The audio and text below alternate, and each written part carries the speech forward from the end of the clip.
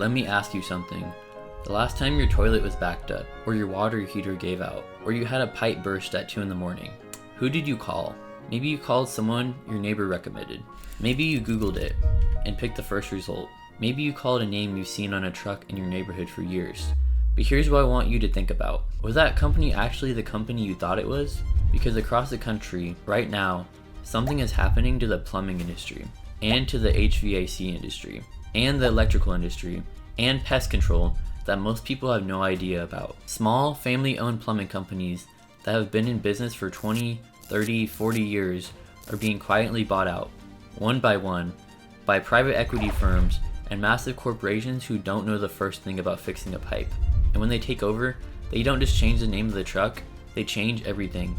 They turn your plumber into a salesman. They train their technicians not to fix your problem, but to sell you the most expensive solution possible. They gut the quality, they raise the prices, and the guy who used to come to your house and just tell you the truth, he's gone. Today we're going to expose exactly how this is happening, who is behind it, what it means for you as a homeowner, and what you can actually do about it. Stay with me, this one you need to hear. Alright, so let's start from the top. Who is actually doing this? The answer is private equity. Now if that term is new to you, let me break it down simply. Private equity firms are investment companies that raise money from wealthy investors, buy existing businesses, make them look more profitable on paper, and then sell them again for a massive return, usually within 5 to 7 years. They're not in the business of plumbing, they're in the business of making money off of businesses. And home services like plumbing, HVAC, electrical, pest control turned out to be the perfect target. Here's why. Think about what all those industries have in common. People need them. You can't exactly skip having your heater fixed in January. You can't ignore a gas leak. You can't put off a flooded basement. The demand is non-negotiable. It's recurring and it's everywhere. Private equity firms figured this out and started doing what they call a roll-up strategy. That means they buy one company, use it as a base, and then start acquiring every smaller competitor they can find. They bundle them all together under one brand or one parent company, cut costs, standardize the operation, and then sell the whole thing for a massive profit. Some of the biggest names doing this in home services right now include companies like Neighborly, which owns or operates dozens of home service brands, including Mr. Rooter Plumbing. There's ARS Rescue Rooter, which operates in markets across the country. There's Empower Home Services, 1-800-Plumber, Zoom Drain, and many others, all backed by significant investment capital. These aren't small operations. Neighborly alone reportedly services millions of customers across hundreds of locations, and the money behind these roll-ups is in the hundreds of millions, sometimes billions of dollars. So when a private equity group spots a small plumbing company doing solid business in your town, good reputation, loyal customers, owner who's been doing it for 30 years, they come knocking with an offer. And sometimes the offer is really hard to say no to. We'll get to what happens after they say yes in just a minute. But first, I want to talk about why this is happening right now, and more than it ever has before. The corporate takeover of local trades isn't happening by accident. There's a perfect storm of conditions that made it possible, and it's worth understanding each one. Number 1, the aging owner problem. The average age of a plumbing business owner in this country is somewhere in their 50s. A lot of these guys, and it is mostly guys, started their company 20 or 30 years ago. They built something real, and now they're looking at retirement with no clear exit plan. Their kids might not want to take over the business. Finding a buyer who will run it properly and take care of their employees is hard. So when a corporate acquisition team shows up and says, hey, we'll give you a fair price, we'll keep your team on, and you can walk away, a lot of owners take that deal. They're not selling out on purpose. They're exhausted. They've worked hard their whole life, and this looks like the reward. Google and Yelp and home service platforms like Angie, formerly Angie's List, have made it so far that if you're a small plumbing company and you don't have a serious marketing budget, you're becoming invisible. Corporate roll-ups have massive advertising budgets. They can outbid small businesses on Google, pay-per-click ads, dominant search results, and flood every local market with their branding. Small shops that used to rely on word of mouth are getting squeezed out of the very search results their future customers are using. COVID-19 hit small trade businesses hard in different ways. Some got overwhelmed and couldn't keep up.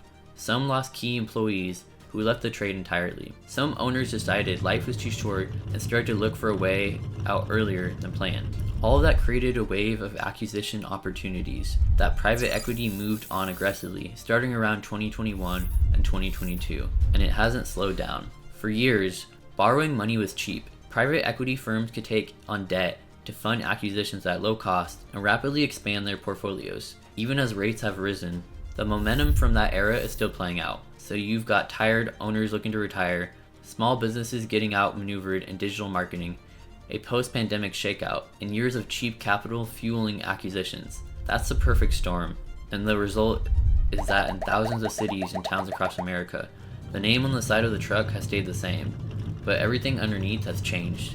Okay, so now let's talk about what actually happens inside one of these companies after the acquisition goes through, because this is where it gets real. The first thing that changes is the mission.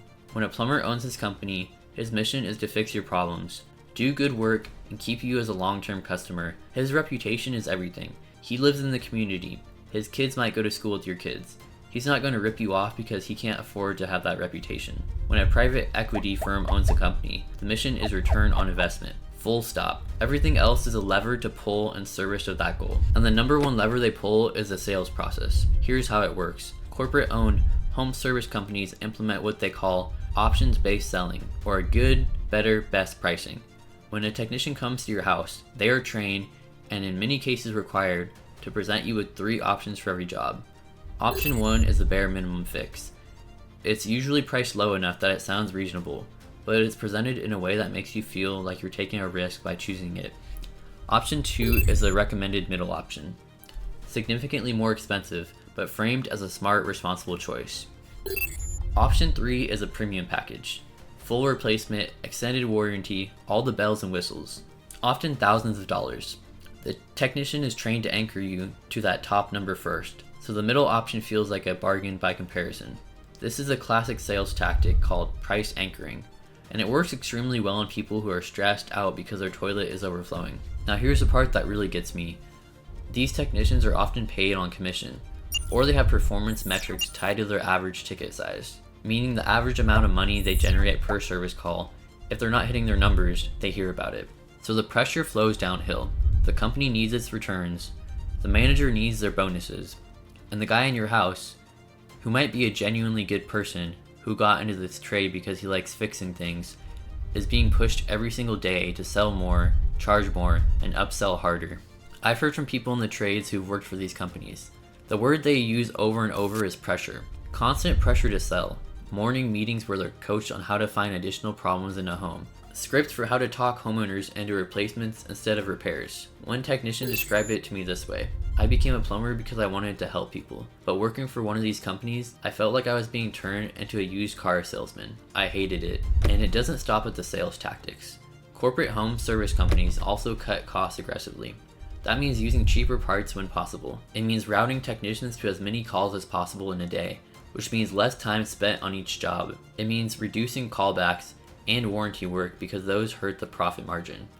And it means that the experienced master plumber who built that company and trained those guys, once the acquisition is done, he's often gone within a year or two, and the institutional knowledge, the decades of experience, walks out the door with them. What you're left with is a company wearing the uniform of a trusted local business, but operating with the soul of a Wall Street profit machine. I want to take a minute here and talk about the people this is the hardest on, because when we talk about corporate takeovers, it's easy to focus on what it means for customers, but the people who really get squeezed are the trade people themselves. Think about why someone becomes a plumber. They want to work with their hands, they want to solve real problems, they want to earn an honest living doing something that actually matters. And plumbing does matter. Clean water and functional sewage systems are literally the foundation of public health. These are skilled professionals. A master plumber has years of apprenticeship, licensing exams, continuing education. They know things most people will never know. There is real craftsmanship in what they do. And increasingly, they're being asked to channel that expertise not into fixing your problem efficiently, but into maximizing the dollar value of every call they go on. Many of them hate it, and I think that's an important thing to say out loud. The ones who leave, and a lot of them do leave, go independent or go work for smaller shops, but not everyone has that option. If you got a family to support, and the corporate shop is the only game in town, you adapt or you leave the industry entirely. And that contributes to another problem, the trade shortage. We already have a massive shortage of skilled tradespeople in this country. plumbers, electricians, HVAC technicians, demand far outpaces supply. Part of that is demographic. Part of it is that we spent decades pushing four-year college degrees as the only legitimate pathway. But part of it, and I think this part is underreported, is that working conditions in corporatized shops are driving good people out of the trade altogether. When your job stops being about craftsmanship and starts being about the sales quotas, the job stops being satisfying, and people leave. So we are not just losing local businesses, we're losing the expertise and the culture that made those trades great. Alright, so now the question is, what can you actually do about this? Let's start with how to spot a corporate-owned company before you hire them. Tip number 1, Google the company name plus the words private equity or acquired or parent company. Sometimes it's right there. A lot of these roll-up acquisitions get covered in trade publications and local business news. Tip number 2, check who owns the brand. If you call a company called All-Star Plumbing or whatever, do a little digging. Go to the Better Business Bureau. Look up the business registration in your state. See if the mailing address routes back to a corporate headquarters in another state. That's a red flag. Tip number 3, look at the reviews. Not just a rating, but the content of the review. Are there a lot of reviews complaining about high pressure sales tactics? About being quoted huge numbers for simple jobs? About technicians who seemed more interested in selling than fixing? Those patterns tell a story. Tip number 4, ask the technician directly. When they arrive, you can ask, is this a locally owned company? How long have you worked here? How long has the company been under its current ownership? Most technicians will be honest with you if you just ask. Tip number 5, get multiple quotas. For any job over $100, get at least 2 or 3 options. If one company is quoting you dramatically more than the others, that's a sign something is off. Tip number 6, look for independent plumbers on apps like Thumbtack, or ask neighbors in your community Facebook groups or on Nextdoor for recommendations. Word of mouth in your own community is still the best filter we have. And tip number 7, if you find a great local plumber who does honest work at fair prices, take care of that relationship. Refer them to your friends, leave them a glowing review. That is how small businesses survive in an environment that's stacked against them. Now I want to zoom out for a second because plumbing is just one piece of a much larger story. The same private equity roll-up strategy is happening in HVAC. It's happening in electrical contracting. It's happening in pest control, and lawn care, and auto repair, and veterinary care, and funeral homes, yes, funeral homes, and urgent care clinics, and physical therapy practices, and in countless other local service industries. Everywhere you look, the local, independent, community-owned business is being replaced by a corporate chain that wears local clothing but operates by corporate logic. And this matters beyond just the quality of your service call. When money leaves a locally owned business, a significant portion of it stays in the local economy. The owner spends it locally. Their employees spend it locally. They sponsor Little League teams and donate to local charities and buy their supplies from local distributors. When money goes to a private equity owned company, it flows up the chain, to the management company, to the investors, often to other states, other countries. The local economy gets a smaller and smaller share of the economic activity that happens within it.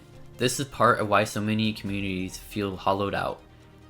It's not just that the downtown shops closed, it's that the money that used to circulate locally is now being extracted by entities that have no particular attachment to that place. And here's the uncomfortable truth, this isn't illegal. Private equity firms are operating within the law. Acquisitions are legal. Aggressive sales tactics, while sleazy, are usually legal. The system is working exactly as it was designed to maximize returns for investors. That doesn't mean we have to be okay with it, and it doesn't mean we're powerless. Here's what I want you to take away from this video. You have more power than you think. Every dollar you spend is a vote, and in an economy that's being quietly consolidated, your intentional spending is one of the most meaningful things you can do. Seek out independent tradespeople. Ask who owns the company before you hire them.